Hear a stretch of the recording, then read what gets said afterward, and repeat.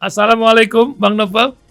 Waalaikumsalam warahmatullah. Sobahul Her, Sobahul Nur Bang Novel. Mohon maaf nih ganggu pagi-pagi kita mau bincang-bincang. Ya, silakan. Ini pendengar bilang, apa Rasil nggak bisa hubungin Mas Novel buat bincang? Inilah sekarang nih para pendengar. Dengar ini ya, kita bincang-bincang langsung kepada orang yang banyak diperbincangkan bersama teman-temannya di KPK hari-hari ini. Kemarin kita bincang dengan Bang Abdullah Hamahua, tapi nampaknya beliau sudah mengatakan takziah kepada KPK. Innalillahi wa inna ilaihi rajiun. Entah ini sebagai Taliban atau sebagai Saliban, karena kan banyak juga teman-teman Bang Novel ini yang Pantekosta, yang Buddha, Hindu dan lain-lain. Andre Nenggolan, ada Aritonang, ada Nababan, macam-macam lah teman Bang Novel di sana. Apa Ya, yang menyebabkan komunitas ini kok terlalu ditakuti oleh sebagian orang, terutama mungkin oligarki ya? Apakah benar di balik para petinggi KPK sekarang ini sudah tidak berdaya seperti sebagian anggota dewan lainnya, atau apa yang terjadi? Mungkin Bang Nopol bisa menyampaikan kisah-kisah yang pendengar bisa pahami apa yang terjadi di bangsa ini. Silakan Bang Nopol. baik, terima kasih. Bismillahirrahmanirrahim. Assalamualaikum warahmatullahi wabarakatuh. Waalaikumsalam. Para pendengar Radio Rasil sekalian, terkait dengan apa yang diributkan atau dibincangkan orang banyak sekarang ini, Betul. yaitu berhubungan dengan adanya pengumuman dari pimpinan KPK yang menyebutkan ada 75 pegawai KPK yang akan diberhentikan sepertinya, walaupun kemudian berubah menjadi 51. Saya ingin sampaikan bahwa apa yang dikesankan seolah-olah ada pegawai-pegawai KPK tertentu yang tidak lulus tes itu adalah suatu tipu muslihat lah sebenarnya. Saya meyakininya begitu. Kenapa? Karena proses yang terjadi dalam undang-undang maupun peraturan-peraturan lainnya itu mengatakan bahwa pegawai KPK itu diamanatkan dalam undang-undang untuk beralih menjadi pegawai negeri sipil atau menjadi ASN lebih tepatnya. Terkait dengan ASN, dalam undang-undang ASN itu tidak diatur bagaimana peralihan dari suatu pegawai di suatu lembaga untuk beralih menjadi ASN tidak diatur. Yang diatur adalah rekrutmen, dan itu disampaikan oleh pakar-pakar yang dulu membentuk undang-undang tersebut. Sehingga kemudian dibuatlah peraturan tersendiri dalam peraturan KPK yang mendasari dari PP nomor 41. Tapi kemudian ternyata di situ diselundupkan norma untuk dilakukan tes wawasan kebangsaan. Assessment, tes wawasan kebangsaan. Jadi yang dimaksud adalah assessment. Dalam perjalanannya kemudian diyakini bahwa istilahnya TWK ya, TWK itu dijadikan alat untuk menyingkirkan dan dilakukan tes dalam area yang tidak terkonfirmasi, tidak seperti di area ruang gelap begitu. Nah, itu yang kemudian semakin nyata karena orang-orang yang dinyatakan tidak lulus itu adalah orang-orang yang selama ini bekerja dengan benar, bekerja dengan baik dan berintegritas. Bagaimana dengan masalah akademisnya? Mereka orang-orang yang pintar-pintar, banyak di antara mereka yang sekolah di luar negeri dapat beasiswa, dan ketika sekolahnya pun mereka orang-orang yang sangat berprestasi. Jadi logika yang dipakai nggak masuk akal. Ketika logikanya dianggap punya ideologi tertentu dalam pemikiran dan lain-lain, saya kira juga aneh, karena ini orang beragam. Yang ada keseragamannya adalah orang-orang ini adalah orang-orang yang bekerja dengan komitmen tinggi, menjaga integritas, dan tidak mau diintervensi yang hal-hal yang tidak sejalan dengan tujuan memberantas korupsi. Lalu menjadi pertanyaan adalah, apa motifnya untuk menyingkirkan? Tentu kita bisa perhatikan dari beberapa perspektif. Yang pertama adalah kasus-kasus yang sudah berjalan ataupun yang hampir berjalan. Saya meyakini itu salah satu menjadi motif, dan kemudian orang-orang yang dianggap tidak bisa kompromi pilihannya adalah disingkirkan. Yang kedua adalah saya khawatir kalau dilihat dari perjalanannya, KPK ini kan sudah melalui tahapan pelemahan yang sudah banyak. Jadi kalau barangkali kemarin disampaikan bahwa proses Pak Abdullah Yamahua ya yang Betul. menyampaikan bahwa KPK pada tahap di takziahi gitu ya. Iya. Jadi memang banyak yang mengatakan seperti itu dan saya pun pada posisi memang faktanya KPK semakin lemah dan semakin lemah. Barangkali karena kondisi yang dipahami oleh orang-orang tertentu bahwa KPK benar-benar telah takluk dan lemah, tapi kemudian di akhir tahun KPK masih bisa melakukan beberapa tindakan untuk menangkap pelaku-pelaku kejahatan korupsi yang cukup besar, walaupun pengungkapannya juga masih terkendala karena kondisi lemah itu kan tentu menjadi kendala untuk bisa mengungkap dengan lebih luas. Nah itu kemudian mungkin dianggap masih membahayakan dan akhirnya pilihannya adalah disingkirkan. Hal-hal ini yang saya khawatirkan karena kita berada di kondisi di mana korupsi bukan semakin sedikit. Kita dulu ketika bicara ada korupsi 10 miliar, 100 miliar, kita kaget dan melihat itu kasus besar. Ternyata belakangan ini untuk disebut sebagai kasus besar harus bicara triliunan, bahkan puluhan atau ratusan triliun. Innalillahi. Ini kan suatu problem yang serius. Belum lagi sektornya semakin masif. Oleh karena itu, saya melihat kondisi-kondisi seperti ini tidak boleh dianggap sebagai hal yang sepele atau hal yang lumrah. Dan kita harus paham kepentingan untuk memberantas korupsi adalah kepentingan negara. Negara sebagai representasi menjalankan kepentingan bagi masyarakat secara keseluruhan. Ketika kemudian ada oknum-oknum tertentu yang kebetulan memegang kekuasaan, memegang kendali suatu kebijakan, terus kemudian menganggap bahwa korupsi itu tidak penting, tidak perlu, berantas korupsi maksud saya ya. Iya, memberantas korupsi itu tidak penting atau tidak perlu. Saya kira dia tidak sedang mempresentasikan kepentingan negara atau kepentingan masyarakat secara keseluruhan. Oleh karena itu, setiap hal yang dilakukan seperti itu, maka yang bisa dilakukan adalah kritik, dilakukan perlawanan sebagaimana norma-norma yang tersedia, dan itu adalah upaya dalam rangka menjaga harapan masyarakat untuk bisa terjadi pemberantasan korupsi yang baik, yang ideal itu tetap terjaga. Kita tadi saya katakan beberapa kali bahwa kondisinya memang sedang lemah. Lemah pun sebetulnya kita tidak suka dengan keadaan itu. Tapi ketika lemah harus dimatikan, ini kan masalahnya menjadi serius. Karena membangun lembaga anti korupsi nggak mudah. Membangun lembaga anti korupsi perlu kesungguhan dari semua pihak. Saya pernah mengatakan bahwa kondisi membuat peraturan soal KPK itu diawali dengan adanya reformasi. Bagaimana masyarakat melakukan upaya dengan sungguh-sungguh mendesak ingin ada perubahan dan lain-lain. Kondisi seperti itulah kemudian bisa lahirnya KPK. Saya khawatir kalau kemudian KPK betul-betul dimatikan, untuk membangun kembali perlu kondisi yang lebih dari itu. Itu kan berbahaya. Apakah kita suka apabila keadaan upaya pemberantasan korupsi benar-benar mundur dan kemudian disamarkan, hanya dibuat seolah-olah dicitrakan bahwa ada pemberantasan korupsi, seolah-olah pemberantasan korupsi itu dilakukan tapi memang ada proses dan lain-lain, padahal itu kamuflase. Saya kira kan itu bukan hal yang kita kendaki. Kenapa? Karena masalah korupsi itu bukan sekedar masalah kekayaan negara yang hilang. Kita bisa lihat korupsi juga menimbulkan gagalnya tujuan dari negara untuk menyejahterakan masyarakat atau terhambatnya dengan sungguh-sungguh.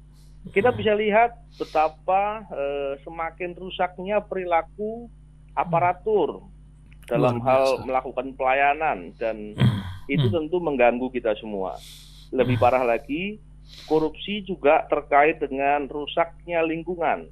Banyak kita lihat eksploitasi sumber daya alam yang dampak lingkungannya nggak kecil. Bahkan Contohnya di Papua yang terkait dengan Tambang. banjir bandang yang luar biasa yang menimbulkan kerugian harta dan nyawa, itu masalah yang sangat serius. Tentunya semua itu dimulai dari korupsi.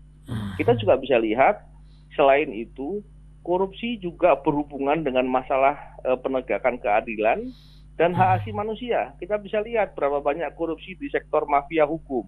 Luar biasa. Dampaknya luar biasa. Jadi ketika kita bicarakan masalah korupsi, kita tidak sedang bicara bahwa dompet saya uangnya tidak berkurang, bukan sekedar itu.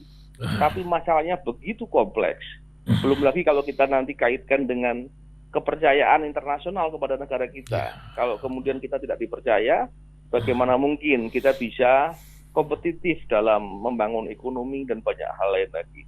Jadi saya katakan ini sedang ada upaya yang sungguh-sungguh untuk mematikan KPK yang dilakukan dengan sistematis, dan posisi kita semua mestinya adalah tidak mendiamkan itu. Kami sebagai bagian dari yang terdampak langsung dengan adanya upaya penyingkiran, yang kami lakukan adalah kami akan melawan dengan segala cara dalam norma-norma yang bisa dibenarkan. Dan yang kedua, kami ingin sampaikan juga ke masyarakat bahwa melawan ini bukan semata-mata kami sedang memperjuangkan kepentingan kami. Kalau kami mau nyaman tentunya kami akan mengambil jalan, ya sudahlah kita tinggalkan, mau apa lagi, kita bisa juga bekerja di sektor yang lain.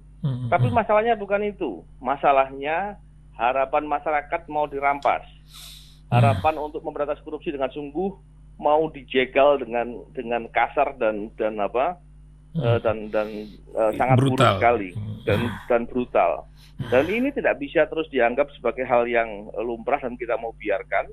Tapi setidak-tidaknya seandainya kami juga melawan dan kemudian kalah, kami akan katakan bahwa kami telah berjuang dengan sungguh-sungguh untuk memperjuangkan kepentingan ini, dan kami tidak mampu lagi untuk melakukan karena di luar dari kemampuan kami. Setidak-tidaknya itu yang bisa saya gambarkan. Iya, artinya Bang Novel, Mas Novel dan teman-teman ini akan tidak menyingkir seperti ada beberapa rekan juga yang ya sudahlah keadaan kayak gini dari awal sudah prediksi, maka dia mencari profesi lain. Tapi tim yang solid ini akan terus berikhtiar melawan, walaupun dituduh dengan berbagai mempunyai Kinderlist kayak orang Jerman dulu ada daftar khusus, saya dengar yang sudah orang Betawi bilang dijuju, diincer lah gitu ya. Apakah ini kalau dulu kan Indonesia memanggil, ini sepertinya Indonesia mengusir. Dulu ada berani jujur keren, sekarang berani jujur pecat. Ini kan menjadi literasi bangsa di tengah-tengah keadaan prank yang berkali-kali. Kemarin Presiden bilang tidak bisa diberhentikan, tapi di bawahnya berkata lain. Orang anak jalanan sering bilang, wah banyak prank sekarang ini. Gimana Bang Novel ini ngadepin kenyataan ini dan mengatur irama semangat hati para pejuang ini bersama teman-teman lainnya? Iya, memang yang pertama saya ingin katakan bahwa ada beberapa kawan saya yang di KPK yang terlebih dahulu keluar dari KPK, tapi kondisinya bukan berarti saya yakin mereka bukan dalam konteks melarikan diri atau keluar dari jalan perjuangan, tapi memang perjuangan itu bisa dilakukan di dalam KPK maupun di luar KPK. Dan kawan-kawan itu semuanya memberikan dukungan yang luar biasa. Saya juga ingin menyampaikan bahwa terkait dengan masalah Bapak Presiden yang telah memberikan sikap. Saya kira yang disampaikan oleh Bapak Presiden itu semuanya sesuai dengan norma-norma dan aturan-aturan hukum, dan itu memang yang seharusnya dilakukan. Tentunya kita memberikan apresiasi hal itu.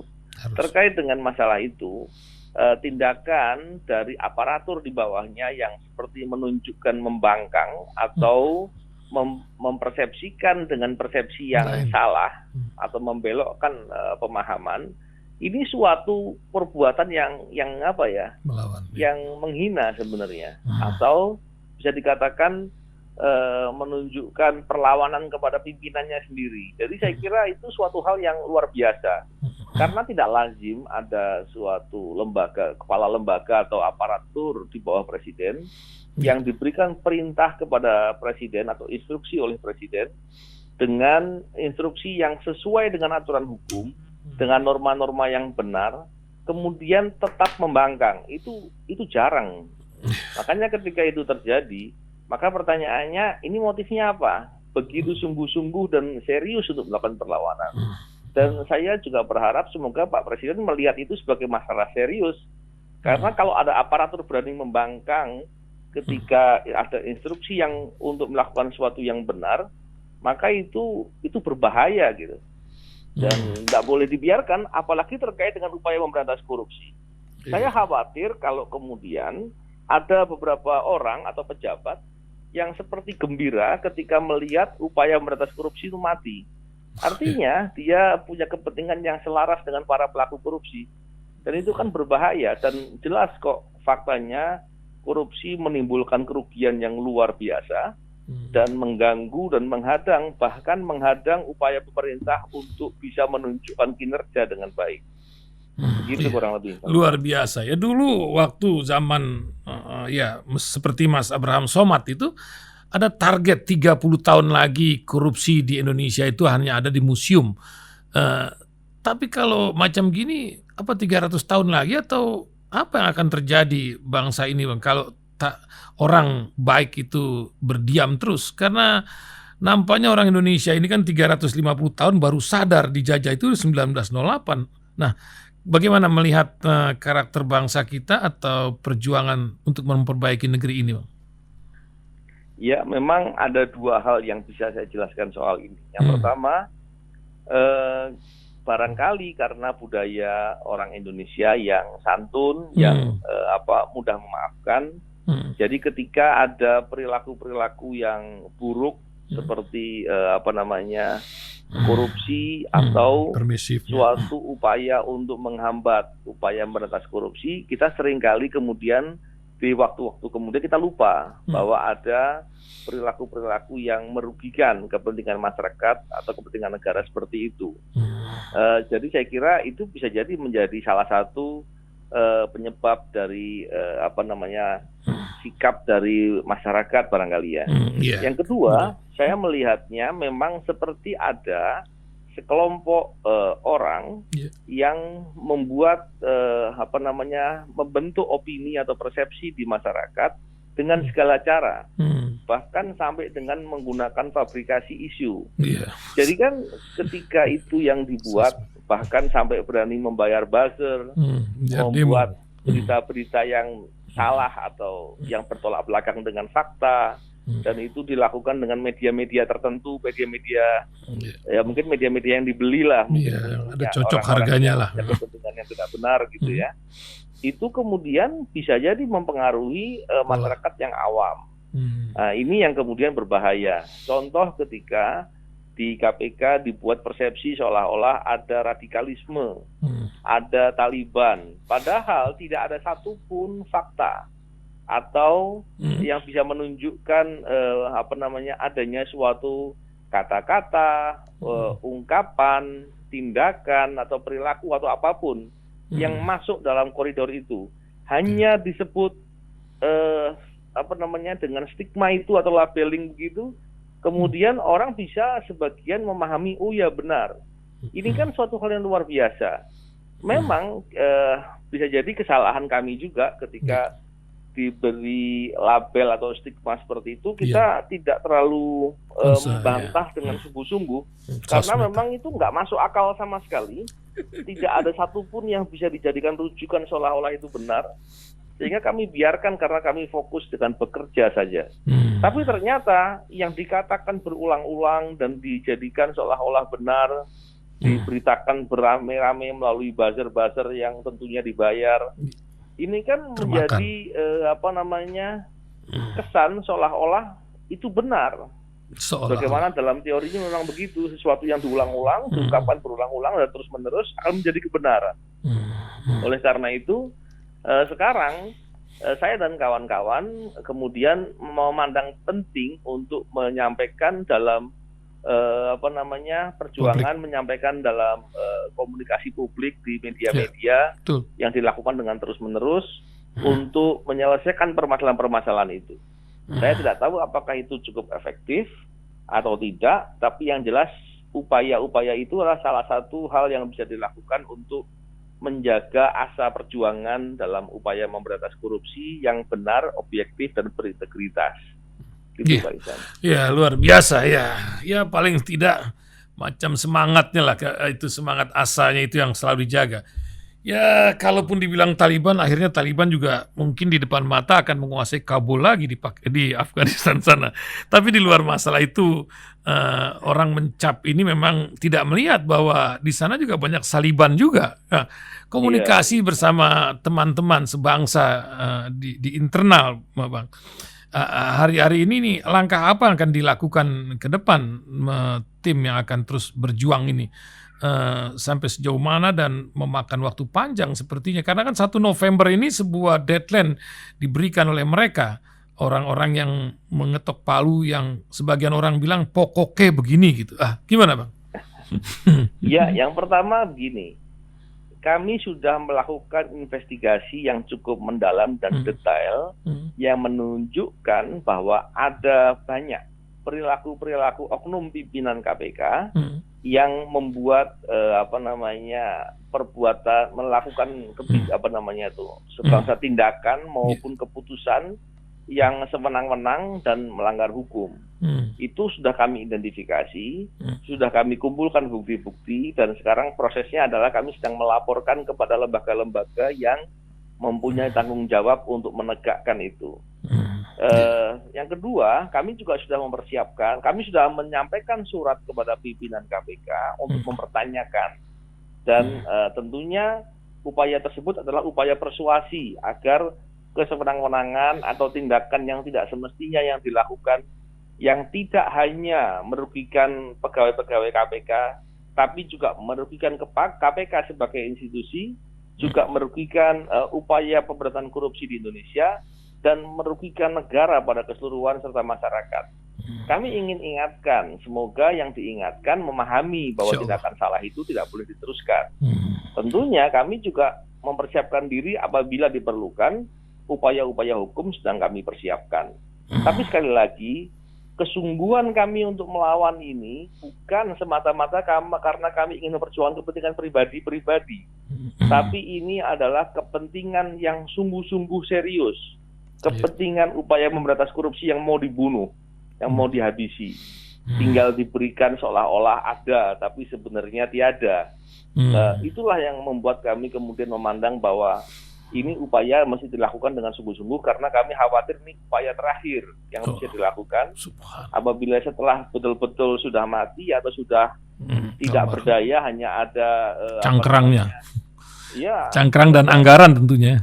Iya, sekedarnya aja seolah-olah ada upaya berantas korupsi padahal tidak ada apa-apanya. Tentu upaya membalik kembali akan sangat sulit. Oleh karena itu kesempatan ini yang digunakan untuk melakukan dengan sungguh-sungguh upaya-upaya yang bisa dilakukan dengan norma-norma yang bisa dibenarkan. Wah, luar biasa. Insya Allah Bang Novel, Allah memberikan sebuah kekuatan, dan tentu sebagai manusia pun banyak kekurangan. Mudah-mudahan segala ikhtiar ini membawa kebaikan buat bangsa. Terakhir Bang Novel, apa yang ingin disampaikan? Pendengar Rahasil ini biasanya Sabtu ini topik berita tidak ada, tapi khusus acara ini kita bikin. Apa pesan Bang Novel? Sekarang kan mesti sering-sering mensosialisasikan macam gini. Dulu kan seperti bergerak di belakang layar. Apa harapan dari masyarakat atau nasihat ini? Paling tidak literasi buat keluarga pendengar kita pagi hari ini. Silakan, Bang. Iya, terima kasih. Yang pertama saya ingin menyampaikan bahwa kita sebisa mungkin bisa berbuat kebaikan untuk orang banyak. Itu dia. Karena sebaik-baiknya manusia adalah yang bermanfaat bagi orang lain, bagi orang banyak tentunya. Kesempatan itu tentunya semuanya berbatas waktu dan hanya bisa dilakukan di kesempatan-kesempatan yang Allah berikan. Itu yang poin pertama. Dan tentunya yang kedua, saya ingin menyampaikan bahwa terkait dengan upaya memberantas korupsi ini adalah upaya yang sungguh-sungguh, upaya-upaya yang paling mendasar. Memberantas korupsi sebenarnya poin utamanya adalah memperbaiki korupsi di sektor penegakan hukum. Itu. Karena kita bisa lihat di semua peradaban untuk membuat kemajuan, untuk membuat percepatan atau mencapai kesejahteraan masyarakat itu harus dimulai dari membenahi sektor penegakan hukum. Kalau sektor penegakan hukum menjadi baik, maka akan mempengaruhi dari semua kebijakan-kebijakan semua sektor-sektor yang lain. Oleh karena itu, sebaiknya kita jangan pernah memaklumi atau membiarkan atau tidak peduli dengan hal-hal yang masalah-masalah yang terjadi di sekitar kita. Dan juga kita jangan mau ikut suatu proses yang salah, proses yang benar, sekalipun itu menguntungkan kita, dan ikutilah proses-proses yang sebagaimana mestinya, walaupun itu sedikit menyulitkan kita. Dengan begitu kita berharap ada banyak perbaikan yang bisa kita lakukan. Amin. Dan kita bisa memberikan pengaruh untuk perubahan yang lebih baik. Amin. Yang lebih utama lagi adalah tentunya setiap langkah kita adalah dalam rangka untuk menyempurnakan ikhtiar. Dan tentu semua adalah yang akan terjadi adalah yang Allah takdirkan. Oleh karena itu di setiap kesempatan kita selalu mesti berdoa dan mendoakan kepada semua saudara-saudara kita, kepada negara kita, agar segera bisa ada perubahan menjadi kebaikan dan banyak hal yang kita bisa doakan. Amin. Amin. Saya ucapkan terima kasih atas dukungan, atas perhatian dan doa dari saudara-saudara semuanya. Semoga kita bisa mendapatkan kebaikan. Amin, amin. Terima kasih. Terima kasih Mas Novel. Terima kasih, selamat berjuang. Semoga Allah memberikan yang terbaik buat bangsa ini, buat kita semua. Selalu bermanfaat untuk orang banyak. Assalamualaikum Mas Novel. Waalaikumsalam warahmatullahi wabarakatuh.